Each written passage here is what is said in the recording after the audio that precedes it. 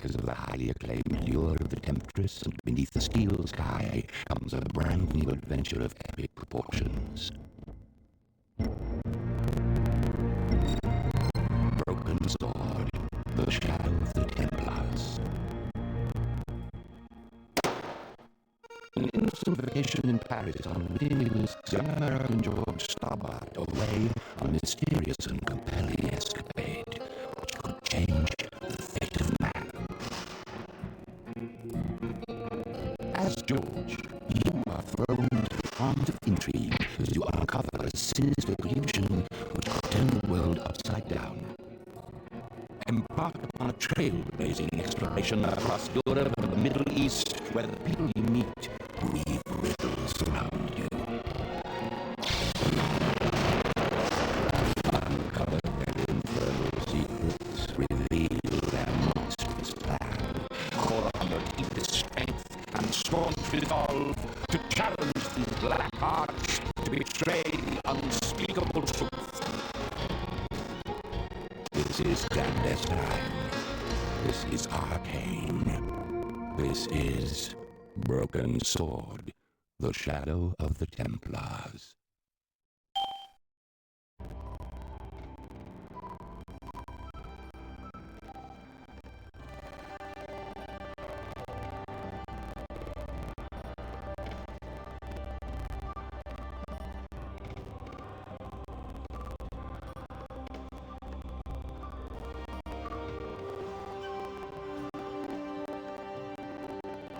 This must be the place. Professor Ubier's house. Looks pretty creepy. I've been away from Paris and hadn't seen Nico for nearly 6 months. I wanted to celebrate our reunion, but she had other plans and an appointment with an archaeologist. Something to do with the Mayan stones she came across while researching the story.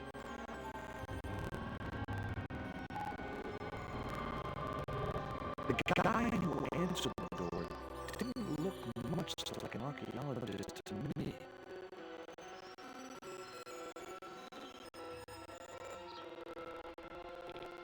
I had a bad feeling about this.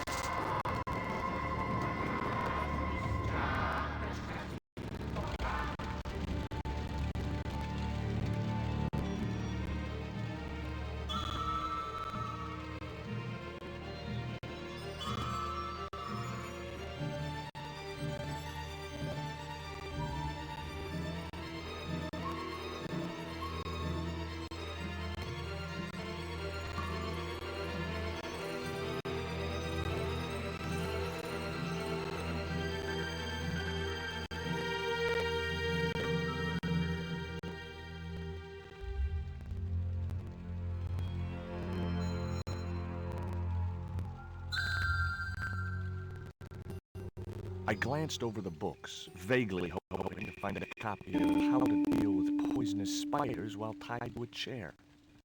No such luck. But I noticed one corner of the bookcase was supported by a loose block of wood.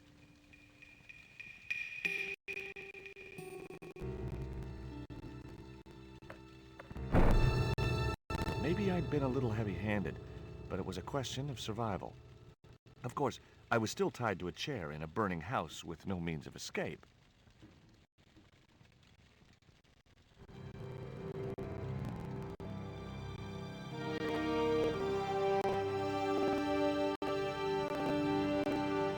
With one mighty bound, our hero was free. Now, I had to deal with that fire.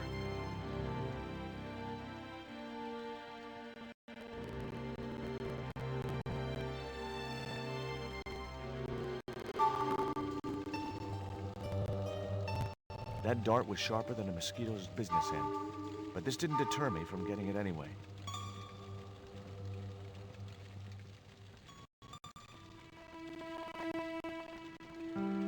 It was a stylish little canvas number containing a lipstick, a handwritten note, and a pair of nylon panties with a large love heart emblazoned across the front.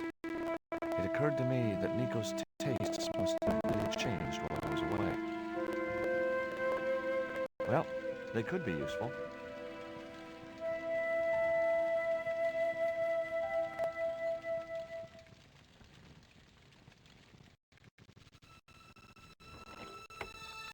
Inside, I found a bottle of tequila. Normally, I didn't drink strong spirits, but today was far from normal. Ew. Disgusting. Not only did the tequila burn like hell, I just managed to stop myself from swallowing the worm.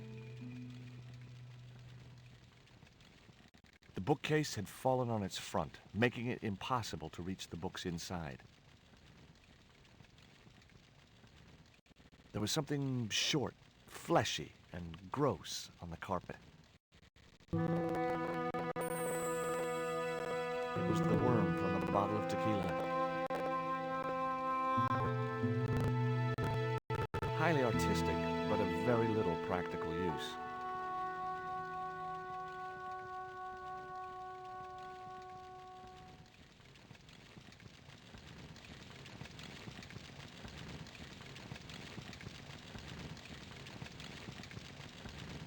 The cabinet was locked.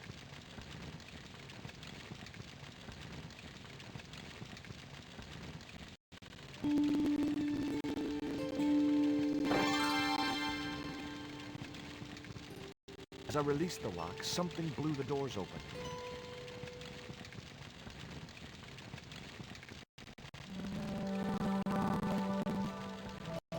The panties I'd found in Nico's bag were just what I needed to wrap around the hot cylinder.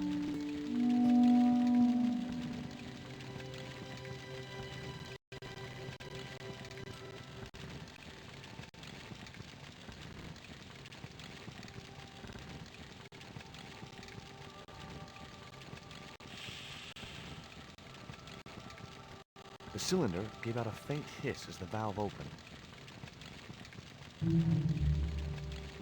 What? Now I had one primed up and ready to use extinguisher.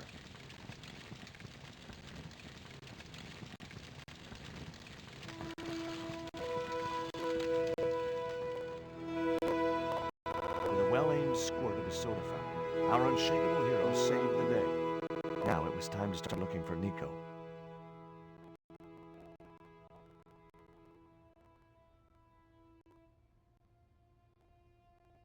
The cabinet was already open.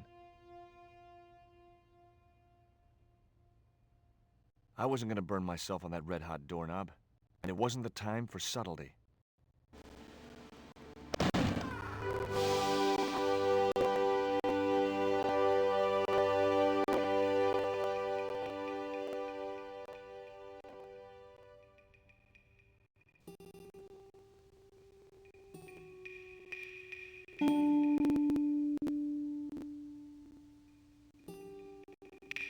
I wasn't going to touch the box after that spider had been inside it.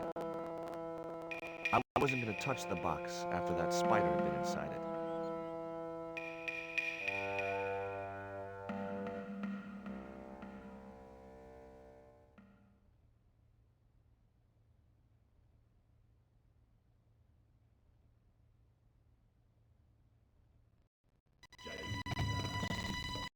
In the drawer was a small decorated pot.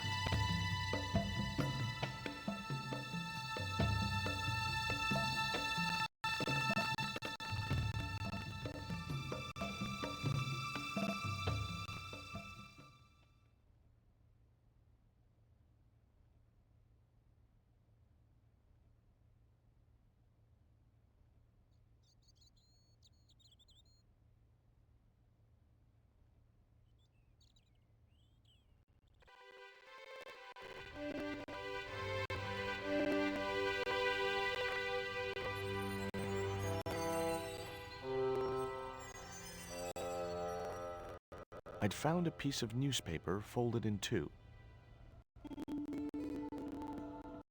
It referred to a forthcoming eclipse of the sun. Unfortunately, it wouldn't be visible from Europe.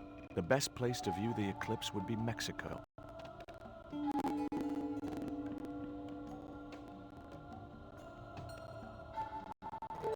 The pot contained a key.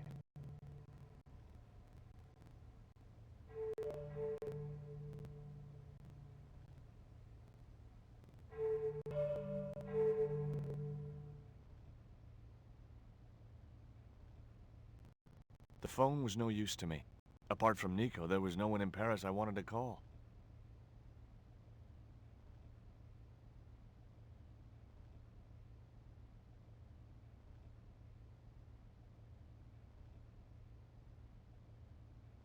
It was the newspaper clipping referring to the imminent eclipse. Wrapped inside it was another small piece of paper. It was a bank statement for Ubier's account from an automatic telling machine. The last 5 withdrawals were for large amounts, and all made in Marseille.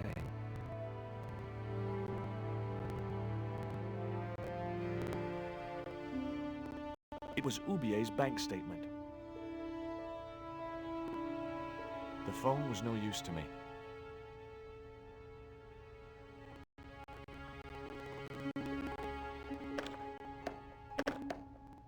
The door was locked.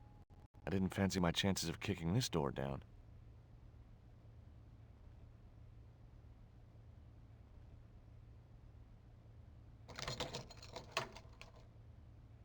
I unlocked the door. Without a plan, I had nowhere to go. Maybe there was something in the house which would give me a clue where Nico had been taken. The phone was no use to me.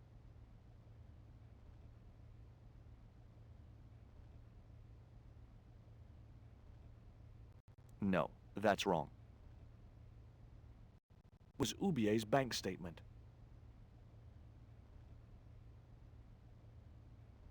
The phone was no use to me.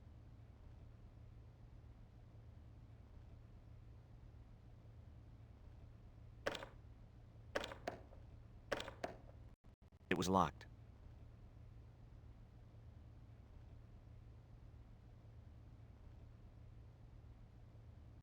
It was the newspaper clipping referring to the imminent eclipse. The phone was no use to me.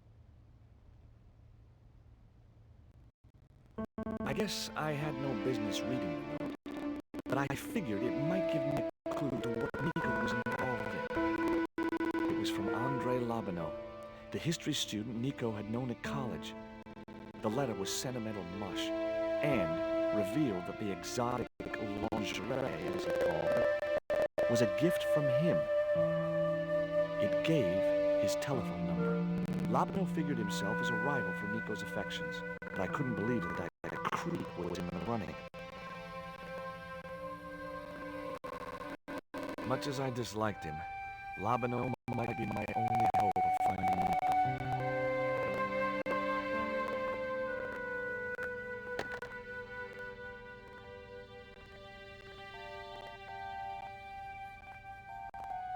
Hi, Andre? Who is this? It's George Stobart, Nico's boyfriend. Don't you mean ex-boyfriend? Look, I didn't call you just to pick a fight. I need to talk to you about Nico. Can't you accept she's just not interested in you? Listen, Andre, we need to talk. Nico's life depends on it. Okay. You remember the cafe at Montfaucon? Sure.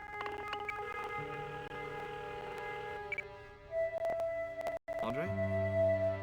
You better show, you creep. I felt an irrational urge to wipe my ear.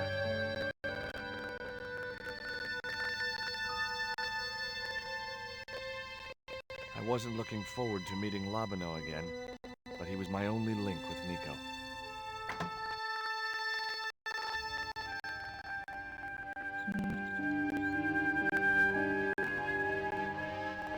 There was no sign of Labano when I got to the cafe. I decided to order a coffee and wait for him.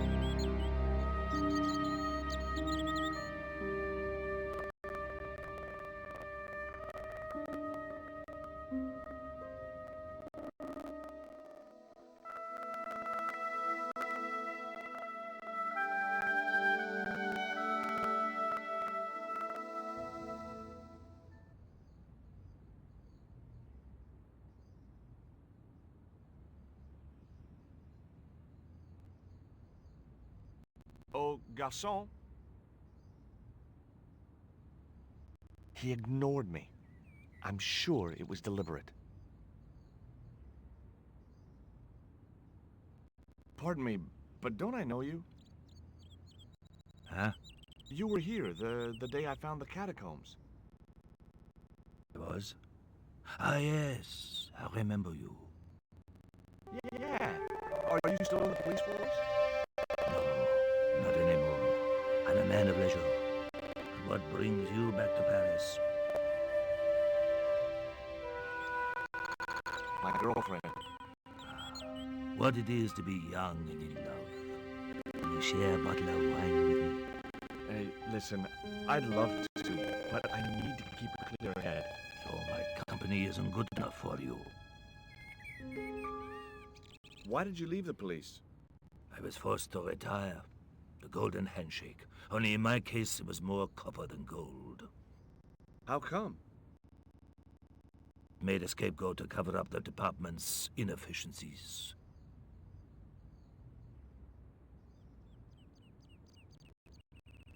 Have you ever heard of a Professor Oubier? No, monsieur. I don't recall the name. Well, apparently he's an expert on Mayan art and history. A little out of my field of experience, monsieur. If he'd been a serial killer or a sodomite, I might have been able to help.